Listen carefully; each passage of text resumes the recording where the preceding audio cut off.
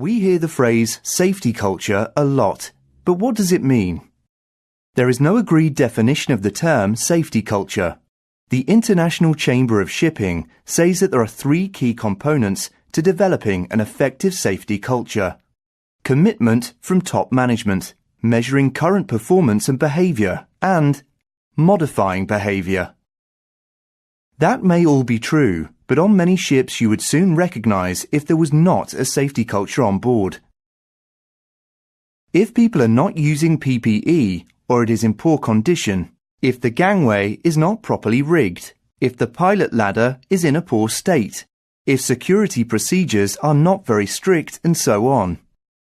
If work areas or escape routes are partially blocked, if there is loose gear or cables lying around, causing a tripping hazard, if people stand around with their hands in their pockets, not paying attention to safety briefings and toolbox talks, then there is not a good safety culture, and this behaviour needs to be challenged.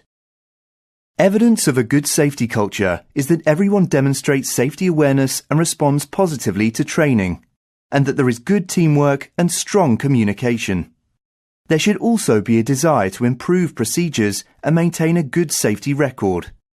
Evidence of positive safety behaviours are shown when the correct PPE is worn and when there is good housekeeping and well-maintained equipment throughout the ship.